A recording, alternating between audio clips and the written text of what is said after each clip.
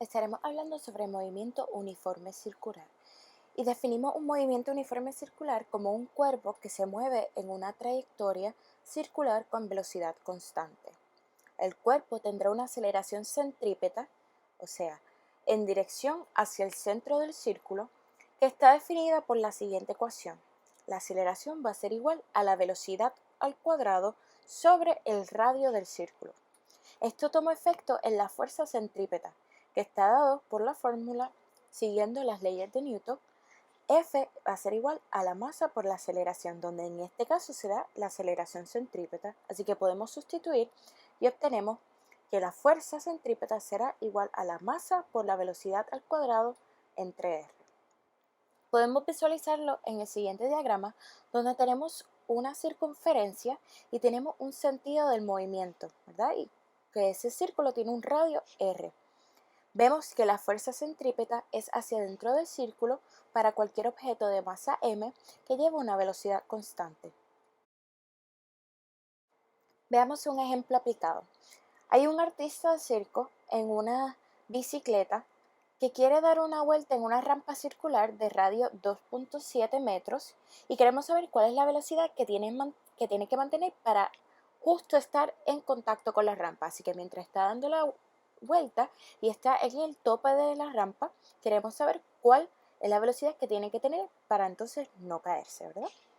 Así que podemos tener una sumatoria de fuerzas radial, que eso significa que será hacia adentro del círculo, en este caso hacia adentro de la rampa, y podemos entonces hacer nuestro diagrama de fuerza.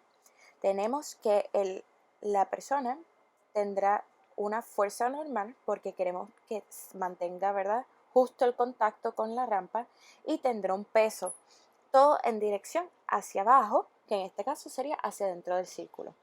Así que tenemos una convención, como estamos diciendo, que estas fuerzas son hacia adentro del círculo, hacia abajo. Tenemos que la convención será que hacia adentro del círculo lo vamos a considerar como un espacio negativo. Así que esa dirección será negativa para efectos de términos radiales. Así que haciendo la sumatoria tendremos la sumatoria de fuerzas será negativo la fuerza normal y negativo el peso, o podemos reescribir como mg.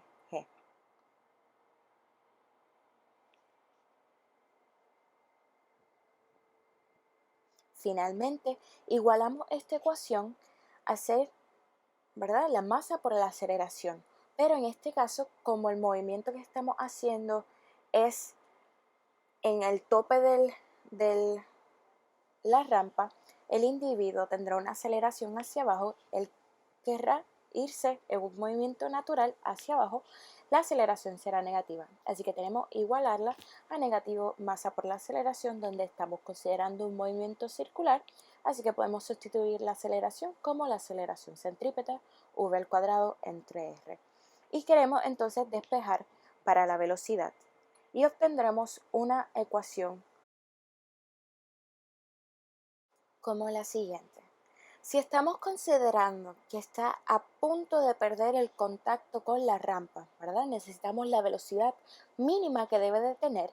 Entonces vamos a considerar cuando la fuerza normal es cero, ¿verdad? Cuando la fuerza normal es cero, no tengo ese contacto y entonces ahí cambiaría mi movimiento. Así que tomando en consideración que la fuerza normal sea cero, vamos entonces a sustituir en nuestra ecuación.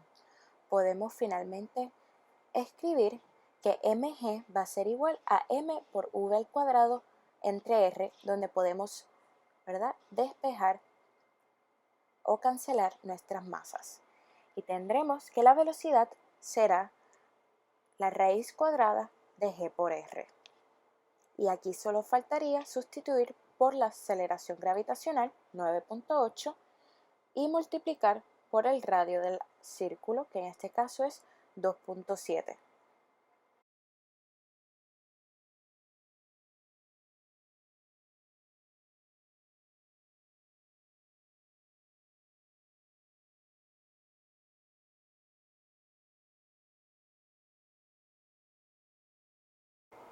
Consideremos otro ejemplo. Tenemos ahora un péndulo cónico que tiene una masa de 1.5 kilogramos y se mueve alrededor de un círculo horizontal con velocidad v y un largo de 1.7 el largo de la cuerda. El cordón hace un ángulo de 37 grados respecto al eje vertical y queremos encontrar el periodo de oscilación. Así que podemos ver en nuestro diagrama cómo se vería este movimiento. Entonces, vamos a enfocarnos y hacer un diagrama de cuerpo libre para nuestra masa M. Tenemos entonces que podemos describir nuestros ejes coordenados como el movimiento en Y y el movimiento radial para el movimiento horizontal del círculo. Y este sería el movimiento hacia adentro del círculo. Así que podemos poner nuestra fuerza, la fuerza de tensión y el peso de nuestra masa M. Donde, como habíamos visto, nuestra tensión está a 37 grados respecto al eje horizontal. También sabemos que la aceleración es centrípeta por su movimiento circular y es en dirección hacia adentro del círculo, que sería entonces en esta dirección que describimos como positivo R. Así que la sumatoria de fuerzas en Y vamos a tener el componente vertical de la tensión, descrito como T por coseno de Z, menos el peso mg en dirección de m por la masa y la aceleración en Y, que resulta que será 0, ya que no hay movimiento en Y, y podemos simplificar nuestra ecuación. También tenemos la sumatoria de fuerzas radial, donde simplemente tengo el componente radial de la tensión, que sería T seno de Z igual a m por la aceleración, donde sabemos que la aceleración será la aceleración centrípeta y podemos describirlo como masa por la velocidad al cuadrado entre el radio del círculo, que lo describimos como R mayúscula. Entonces, queremos encontrar el periodo de oscilación y en base a nuestras ecuaciones, ¿verdad? La ecuación número 1 y la ecuación número 2, no tenemos una ecuación que nos presente explícitamente el periodo o el tiempo que transcurre una oscilación o una, ¿verdad?, trayectoria. Así que si queremos el periodo de oscilación, ¿qué otro mecanismo podemos utilizar? Pues sabemos que como el movimiento es circular, podemos utilizar la velocidad, ya que la velocidad se mantiene constante y la trayectoria que estoy cumpliendo es un círculo. Así que el periodo será cuánto tiempo recorro al yo hacer una circunferencia completa. Así que podemos usar nuestra ecuación que nos presenta la velocidad y despejar para la misma. Así que tengo T seno de Z va a ser igual a m por v cuadrado por r, donde puedo simplemente sustituir T usando la ecuación número 1 y tendría que sustituir que la tensión es igual a mg entre coseno de Z.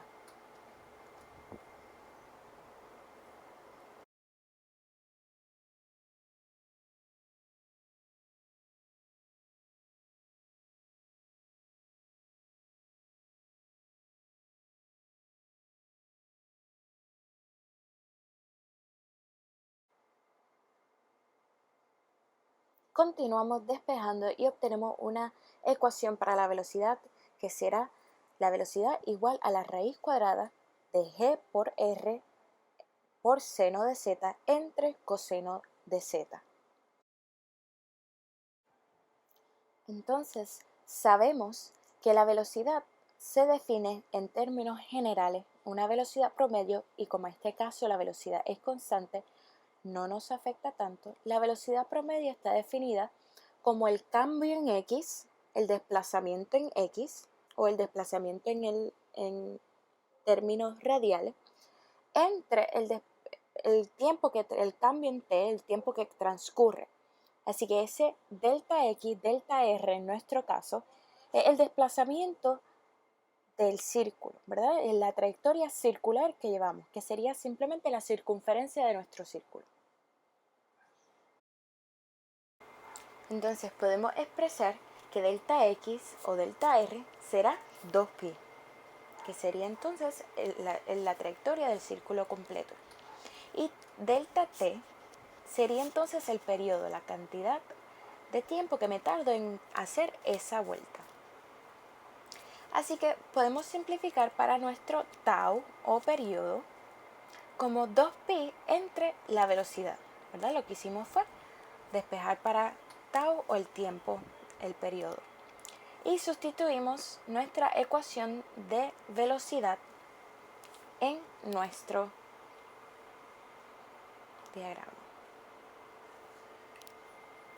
Finalmente tenemos que tau lo puedo expresar como 2pi por la raíz cuadrada de r coseno entre g seno de z.